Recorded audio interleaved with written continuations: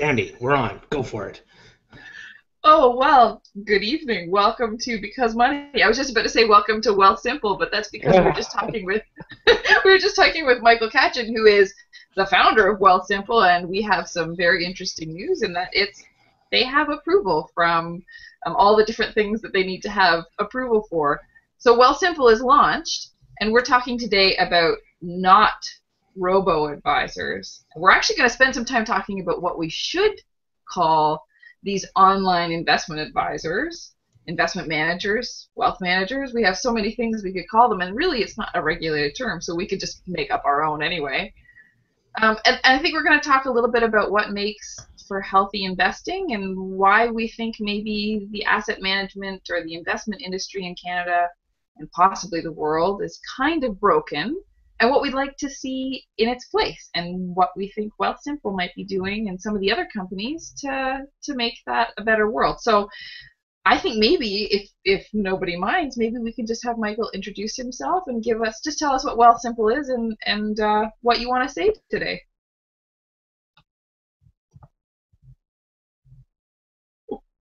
Or not. Or we've scared him away. Oh, maybe there he is. Am I back now? Yep. You're back. Welcome back. Okay. We did throw it over to you, and then we've got a perfect little image of you just sitting there like this.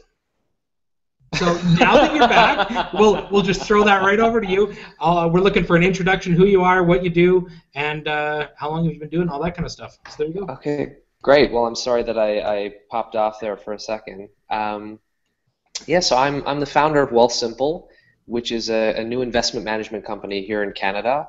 Our mission is to make smart investing really simple and available to everyone, regardless of their account size or financial knowledge. It's something we're really excited and passionate about. My background is both in financial services, where I worked as a consultant for a few years here in Canada, and then technology. So I used to be part of a wonderful startup down in Silicon Valley called 1000 Memories, which we sold a few years ago to Ancestry.com.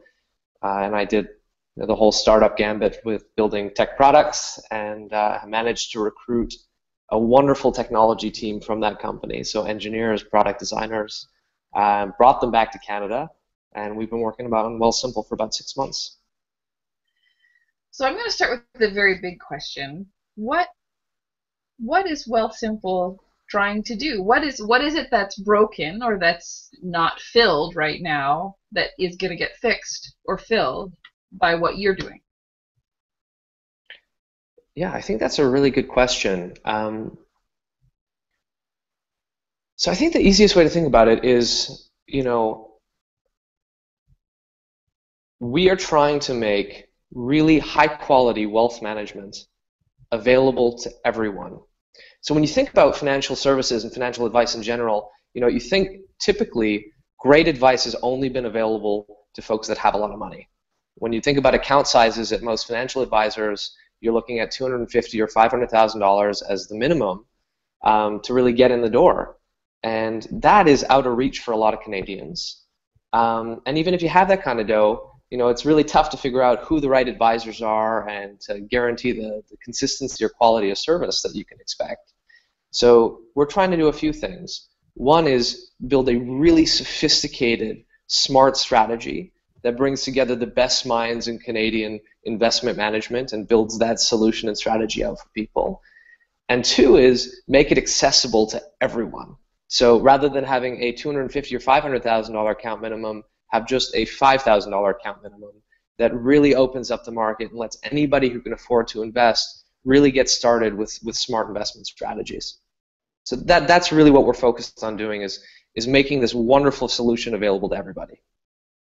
And Michael, where does the simple come into the equation, and as far as model portfolio or something like that people can understand and that can be easily rebalanced or however that works? Tell us a little bit about that.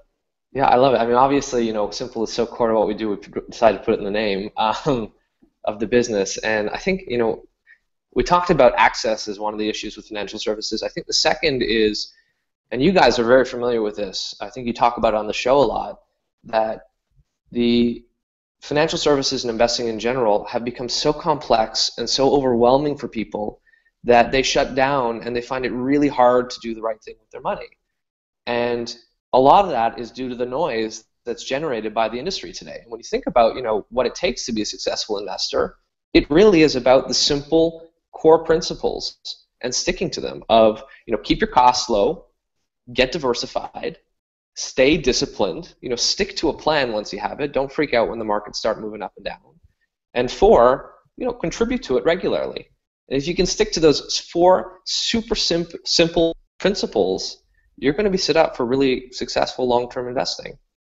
So that's a really big part of what we're trying to do is focus on the simple core pieces of investing, and then strip out the noise from the service and make it really easy for people to set up an account, so you don't have to go out and print off 40 pages of paperwork when you open an account and fax it in or mail it in with a photocopy of a check and a passport. It can all be done online now. There's no jargon. That we're trying to rip out all the jargon from the site and make it really easy for people to understand the types of portfolios that we're setting them up with. Do you think that, sorry, I had to laugh for a second. I obviously want to say 2 things at once, which is pretty typical for me. And my first is really only anecdotal. I used to open online investor accounts for people all the time. All the time. And I have multiple accounts. I tried to open one not too long ago, and they sent it back with errors. And it just made me think, if I'm getting errors, and it's not like because I'm a genius or anything. I mean, come on, we all know that that's not true. But if I'm getting errors, and I've done this multiple times, then surely to goodness there's something wrong with the process. So I really like that that's one of your missions is not just to use the word and sort of pay homage to the concept of simple, but to actually, make an effort to make that happen. I don't know if we lost him or if all we have. Oh, we didn't. Good. Sorry. The second thing I was going to say was, what you're doing is right, I think, making it simple for people. Do you think that this, maybe we're going to do some navel gazing, do you think maybe that might be a stumbling block? Do you think that sometimes we think we're smarter than we really are, or we think things need to be more complicated? How are you going to, do you find that your work is going to now be to convince people that really, no, simple is better, or is it going to be, once they're convinced that simple is better, you're the person that they need to talk to? It's an interesting question. I think both are really important. So, a big piece of, I think, so if we take back to what we're trying to do, if we're successful in this business, we're going to move the industry in a wonderful direction. I mean, a direction of, that is in favor of investors, that is in favor of transparency, in favor of simplicity, all those wonderful things. And I think a big part of what it'll take to get there is investor education. And so helping people understand that it's not about the noise that they hear on television all day and the charts that get up on BNN, in terms of, that is what it takes to be a successful investor, that it really is about the sticking to the simple core principles. So I think investor education is a huge piece of that. But of course, a lot of people know that already.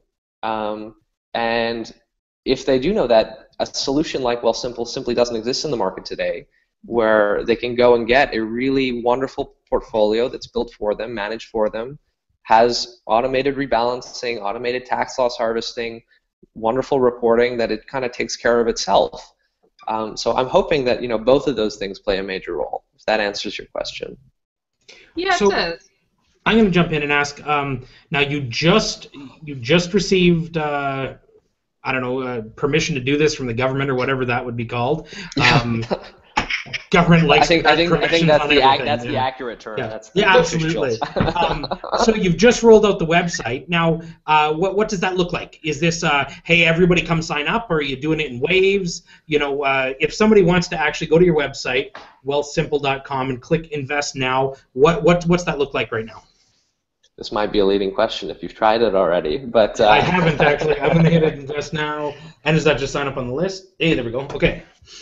Yeah. So a really important part of what we're trying to do is we want to build a product people love to use. So the only way to do that is to test it as much as we can in terms of, are we getting the experience right for people as we bring them on board.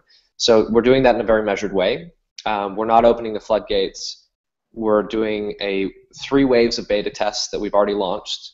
So we have 100 beta clients that have committed to our business and put in capital, and we're in that beta program now.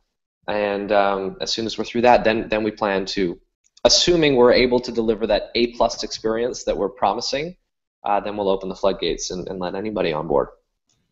Cool. You know, Sandy talked about you know, how difficult or complicated this process can be, even just to go into a branch and open up an account. You got to sign so much paperwork. What type of regulatory hurdles did you have to kind of jump through in order to get this off the ground, so that someone can just do this online and do it in an easy way that, you know, won't leave them scratching their heads? Yeah, it wasn't easy, I'll tell you that.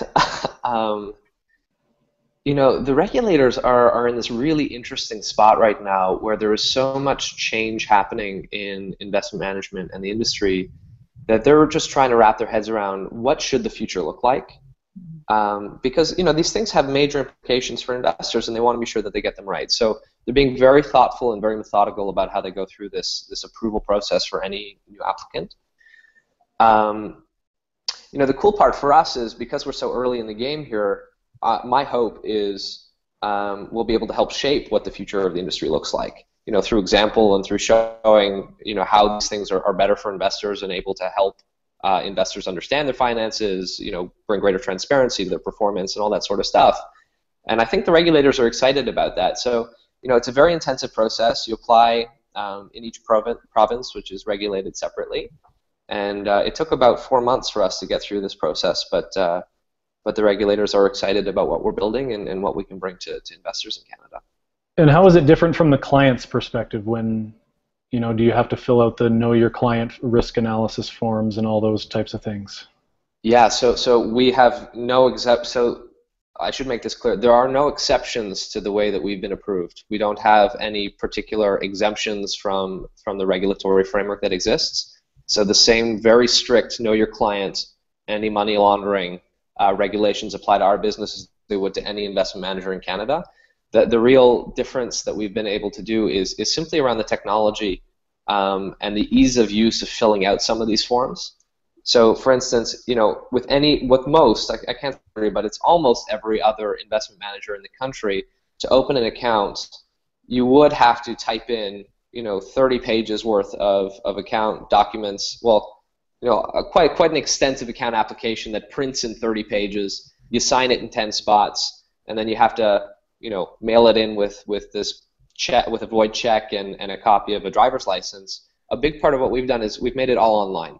So, you know, at least there's this lower hurdle that you don't have to go to the post office. You don't have to print all these documents. You can do it from the comfort of your home or your mobile phone. It's like a really small thing, but actually I think delivers a huge amount of convenience to people as they go through this process. The other is around the context that we're able to add as people go through the account application. So rather than simply putting a PDF form online and having you fill it out, you know, we can try to help you understand what it is that you're doing and why. So why is it that we're asking you about your employment information? Why is it that we're asking you about your financial circumstance and your risk assessment? You know, we can start to paint the context of it so it makes it more intuitive rather than the super jarring, why are you asking me everything and anything about my life and anything I've ever done in the past kind of thing. Does that make sense? Yep. Cool. So my question is, and you mentioned it briefly, you said the regulators are having a hard time kind of figuring out what investment management should look like in the future. And I'm wondering what you think investment management should look like in the future. Not necessarily obvious. I mean, I think you would answer this way anyway, but not necessarily kind of what Wealthsimple is doing, but what the whole landscape should look like. I don't know. It's a big question. Go nuts. Blue sky. Yeah, wow. That's a really interesting one. You know, I think two things more than anything stand out in my mind. One is transparency.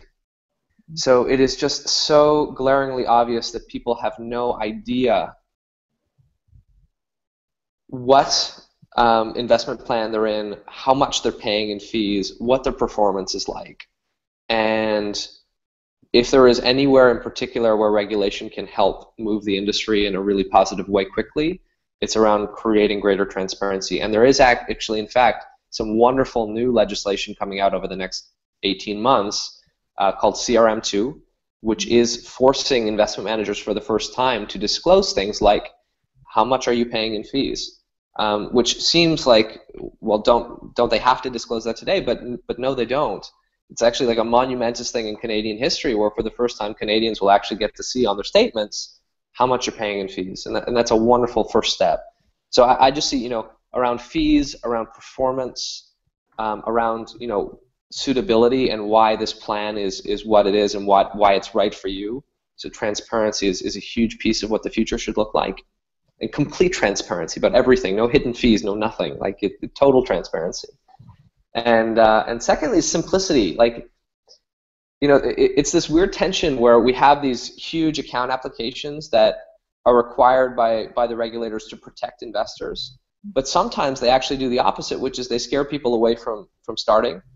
You get too detailed, it's overwhelming, and people freak out. It's trying to, anything we can do to reduce the barriers to getting people started, I think is hugely helpful to moving the industry in a positive way.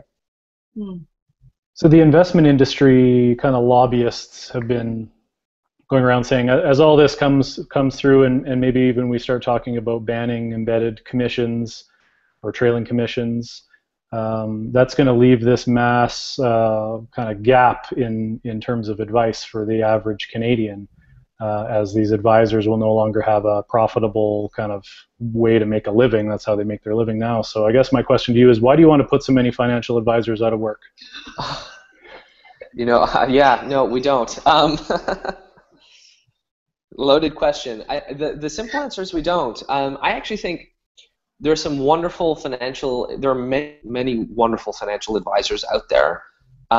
What I'd love to see them do, though, is really focus on advice and not what I think most of them or many of them are doing today, which is focusing on sales. And I think there's a huge difference between sales and advice, and creating some separation between those two things I think is a wonderful thing. So I actually don't see advisors going away. I don't see any of these new businesses that are trying to drive down the costs of investments for the average person to destroy the financial advisory business. What I hope does is it refocuses people on the advice and the value add that comes with financial planning and insurance and all those other wonderful things that are auxiliary to simple investment management and sales.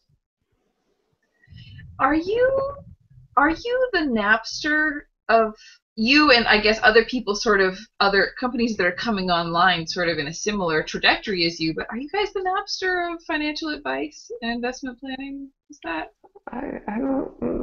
Let me, obviously. Well, you're paying. Obviously anything Yeah, else. exactly. Napster, this whole, exactly. Not the illegal set of Napster. But okay, so obviously you have, any new company in any kind of space has an advantage over an old one in one sense, that you don't have to incorporate your kind of the legacy stuff. You don't have to incorporate the old way of doing things and like change course halfway and do something different, right? So you have that advantage. But you also have the advantage that you're not the ones sort of sitting back on your heels and saying, but this is the way we've always done things. I don't know how to react. You're doing something different. I don't want to do what you're doing, but I don't want you doing what you're doing to change how I'm doing what I'm doing. So in a way, it feels as though the investment advice industry in Canada is even with CRM2, with the talk of banning embedded commissions, is really facing a huge change in their very most basic assumptions about the way they do business. And it's not necessarily because of you or other companies like Wealthsimple. It's because it's almost the tide of change, it feels like. Mm-hmm. Are they fighting a losing battle? Do they have to change? Do they have to roll with the times somehow and acknowledge that it's never going to be the same? Yes. Yes. I mean, the world is changing, and it's changing at an ever more rapid pace. You see that across every industry. And financial services is one of the oldest industries in the world, if not the oldest, one of them. And Yeah, and it's for sure, feeling the effects of that. You see that in the States. You certainly feel the feelings of it here in Canada, where people see the writing on the wall, where there is a greater demand for transparency from investors. There's a greater demand for fees that make sense from investors, and especially when you see the cycles that we've gone through over the last 15 years of two major market corrections. People really asking the question, what value am I getting from my advisor? What am I paying for? And asking it in a really meaningful way. I think that it's forced this type of conversation that that will help move the industry in the right direction. Does that answer your question? That does. It was another one of those sort of sandy, weird questions anyway. So I apologize for that. I hate to do this. Give me half a second. My phone's about to die. Go. We need some background music or something. A little technical difficulties, like. Yeah, exactly. I feel like I'm watching an episode of Homeland, guys. Oh, you and your Homeland. Man, unbelievable. Oh, I can hear walking. I can hear steps in the background. This is way better than blinking. Oh, for sure. And I'm even going to try and hone the camera so we can get the black. Oh, there we go. Yes! That's a good view. Done. Sorry about that, guys. No, I probably gave you a little bit of vertigo or something just there. It was good. I actually focused in right on yours, so on the video it'll be all of that walking around. Oh, great. Hey, you gotta do what you gotta do, right? Yeah. Yeah. Startup. We do. Little things move here. And I'm loving the white brick wall behind you. That's classy. Yeah. Yeah. I'm straight there. A thought that I had, I'm going to jump in, is you're kind of doing, it's kind of backwards what you're doing. You're actually leveraging technology to make things simple, whereas most people avoid technology because they think it's difficult. I really like that. So what demographic, what kind of person do you think would be attracted to the Wealthsimple model? Is there an age group? Is there any type of demographic that you're really targeting? I know, of course, you'll take anybody's money, but who do you really want? So, I mean, the answer is everyone, of course. Yeah, of course.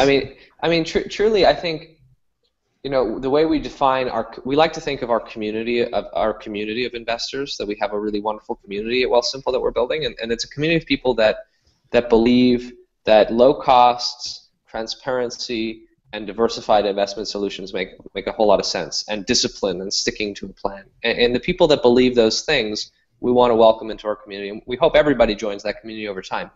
I think what you're asking is, who's going to be on this platform first. Who's going to use it? Yeah. And I think our early adopters, which would come as no surprise, I expect to be the young professional who is in a wonderfully well-paying position, well-educated, building their assets, may not have a existing relationship, so is much more willing to try something new, is more adept at using technology, so is more comfortable with that sort of thing, grew up in the technology world. I think those will be our earliest of adopters. But in the early data that we've seen in terms of interest in Wealthsimple, it really has been a broad group. So, for instance, we hosted a wonderful feedback session here 2 weeks ago where we have over 1,000 people on our waiting list right now. We did just the first 100 to see what the response would be like. And over 40 people showed up after work on a Tuesday night, which was just, remarkable to me, to come and share their thoughts about what they hoped the service would look like. And, that group was incredibly diverse. We had young folks, in their early 30s, late 20s, in professional jobs, in startups, lawyers, dentists, doctors, that whole thing. And then we had some folks, early families, they just bought a house, they've got 2 kids, they're starting to think about those phases of life, and then a bunch of folks that were either in or near retirement. It was a really broad section. It skewed younger for sure, but it really was a broad group of people that were out here and interested. Sandy wrote this really morbid article on my blog about what happens when you die, and so when someone is like someone in a relationship takes the control of the finances, and maybe they're a DIY investor, and so they've got this maybe complicated strategy of dividend stocks or ETFs or whatever, but their spouse or their other half isn't going to be able to manage that. And so I can see where this would fill in a gap like that as well, where it's something simple that can be managed, or can be automated, and kind of take that stress out of your life. Absolutely. I mean, obviously that's a really unfortunate circumstance that you wouldn't hope on anybody, but certainly, it's a circumstance that happens, and you have to talk about it. So and I think that's great that you wrote that article. I mean, I'm sure there are people that have had that happen to them, and they have no idea where to turn for advice. So yes, certainly a simple solution like this would be helpful. So I think that goes back then to one of the things kind of I teased with, and what we talk about, we say don't use the word Robo-Advisor. Rob had put up a post, he sent us a link to a post on kind of Huffington Post, or where, I think it was Huffington, right, Rob? It was a HuffPo, yeah. Yeah, HuffPo, about why Robo-Advisors are, it's don't trust your finances to just an algorithm. And I've heard that from people that I really like, that are in the industry, that are saying the same thing. Like, I don't know, I would rather just have a real person. And I'm wondering, term Robo-Advisor almost aside, why is, it's a loaded question, obviously, because I know what I already think, but why is Robo-Advisor the wrong thing? Why is that? It's not algorithms. So what's the real experience of somebody that signs up and is working with Wealthsimple? Yeah, I think, the reason I hate that term, and I think I've been beating that drum pretty loudly. There was an article that John Chevreau wrote a little while ago that don't call him a robo-advisor or whatever it was. There's a few things. When I think robo, it connotes a few images in my mind. One is mechanical, thoughtless, almost emotionless, and the reality is with Wealthsimple in particular, that is not the business we're building. There are real people, real world-renowned experts, and wonderful entrepreneurs behind the business that are building a fantastic solution for investors. It is, by no means not robotic and thoughtless. It is incredibly, well supported by academic research and world-renowned experts. So one is like the human component on what's behind the guts. Two is, we fundamentally believe that investing, while the process of investing and the discipline investing is really important, it is not emotionless. You're talking about people's money. You're talking about managing people through very important stages of their lives and milestones, like you said. Like even, God forbid, to someone, the awful circumstance of losing a spouse or a loved one, how to manage that from a financial standpoint. This is not an emotionless thing. And you got to have someone that's there and able to help you navigate that. So one of the things that we've taken on as a core part of our value proposition from the early days is every client gets a dedicated advisor. And that is someone that is there. We're calling it our Wealth Concierge service. And everybody gets a Wealth Concierge. And the idea is that this is your on-call person, that should you ever have questions or needs or someone to help guide you through whatever milestone in your life, this is the person that you can call and talk through. They have no sales commissions. They have no sales targets. They are simply there for advice and service. That is, the full role that they serve on our team. So, Robo and this wonderful human service that is backed by world-renowned experts, it just seems that it doesn't jive together. And that's where my hesitation comes from. Because I want people to not feel that they're trusting this to some, robot that doesn't understand what human condition, but that is not at all what we're doing here. Okay, so if we're talking about the the Wealth Concierge, so is every plan the same, or is every plan catered specifically to an individual investor? Yeah, so there are different pieces to a plan, right? So in our early days, we are focused on the investment side of the plan, and we do use models to help us form those plans. But we have a lot of models. We have 40 different portfolios that we've constructed, and a big part of our, your Wealth Concierge's role, especially when onboarding a new client or investor to our community, is is trying to understand which portfolio is right for you. So from a suitability, a goals perspective, what makes the most sense for you. That can vary by different accounts. So if you have one TFSA that you want to treat very differently than a taxable account, we can do that. So the point is we're trying to understand, your goals and needs and find the right fit for you. Because when you think about it, if you think about that there are, depending on who you ask, call it 6 to 15 asset classes that are worth investing in.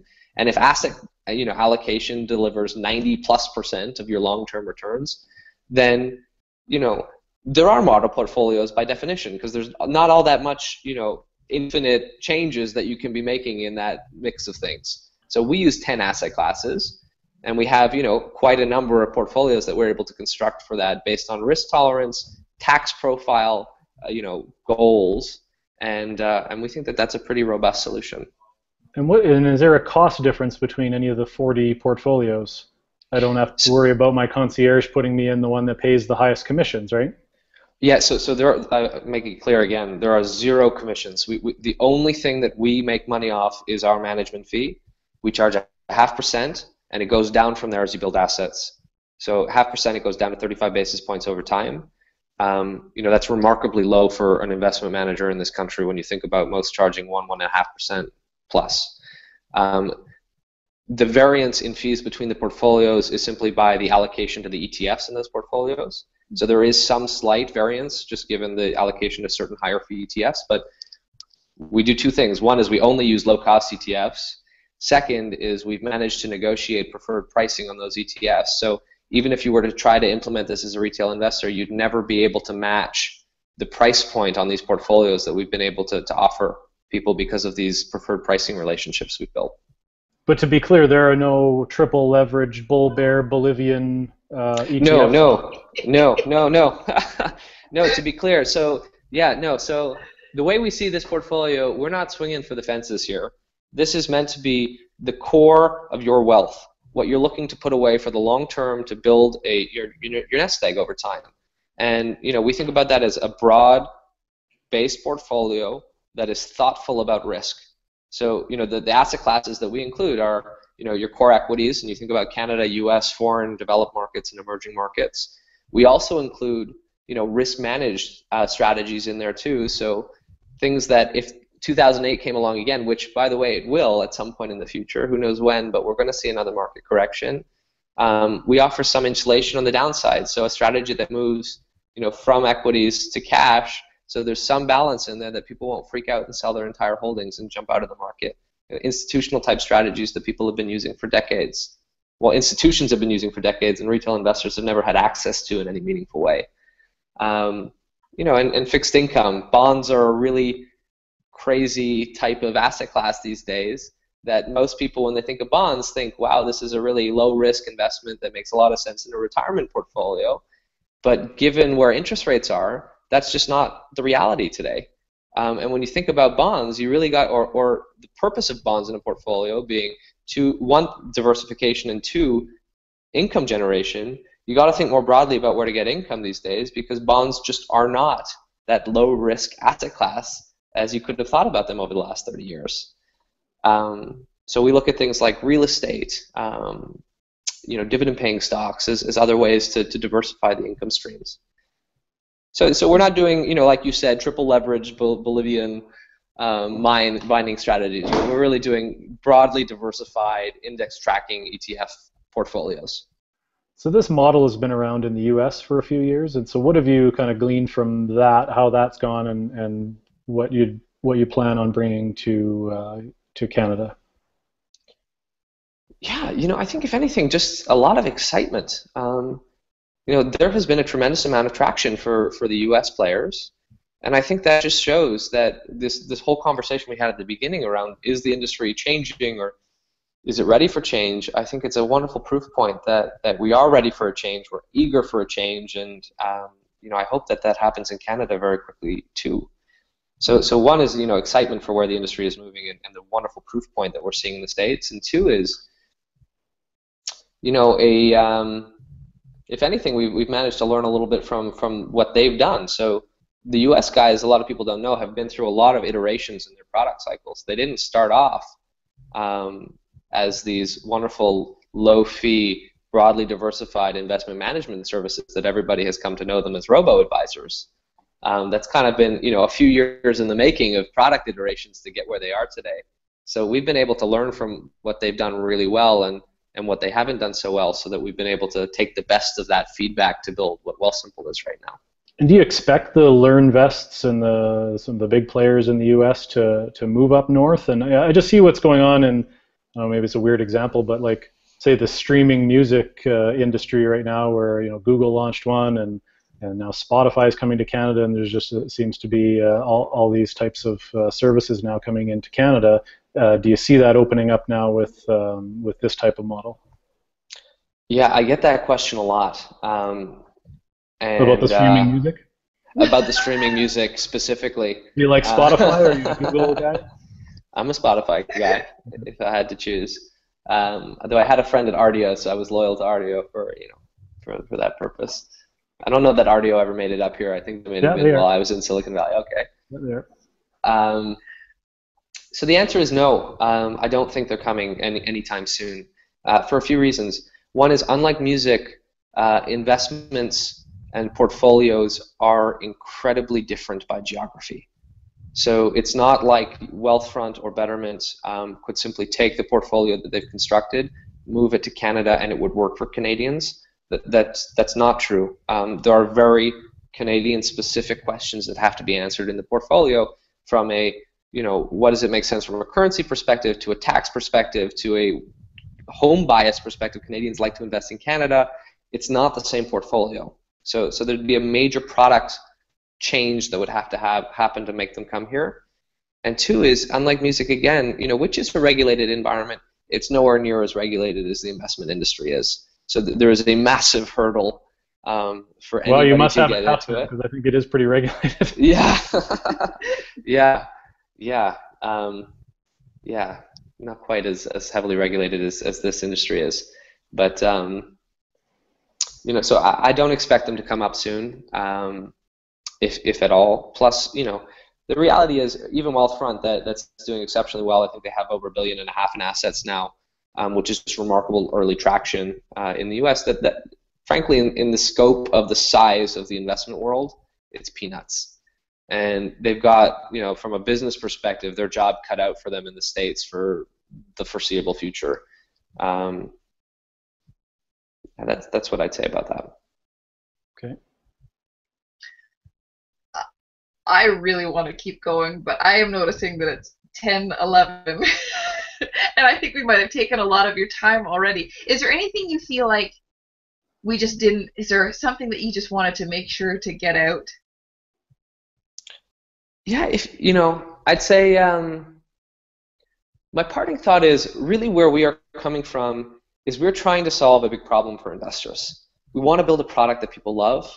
We're not trying to build a product in a black box and shove it down Canadians' throats.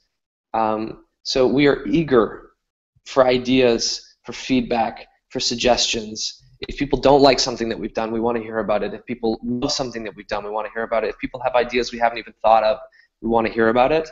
So really, if that excites you about having a hand in trying to shape, a wonderful team that is excited about taking on this challenge, we're looking for partners in our community. So please feel free to check out the site, sign up. Whether or not you decide you want to become a client, which of course we would love to have you, join our community. Your feedback and ideas would be incredibly appreciated. So that would be my parting thought. Is we have a big ambition for what investing in Canada could be. We think it's going to take a lot of minds and energy to get that right. And we're eager for help and ideas to get there. Well, that's fantastic. I really appreciate you coming on. I think that's great. And congratulations with the rollout. I'm excited to see what happens. I hope that you break the investment management world. I'm really excited about that. Well, thank you so much for having me, guys. We've chatted a few times now in a couple different settings, and it's always been really fun to connect with you guys. I love the show, and I love that you guys just keep the conversation going about what should be top of mind for investors in Canada. It's awesome. Well, thanks for coming on the show. And with Great. that. Yeah. Michael, you killed it. Okay, goodbye.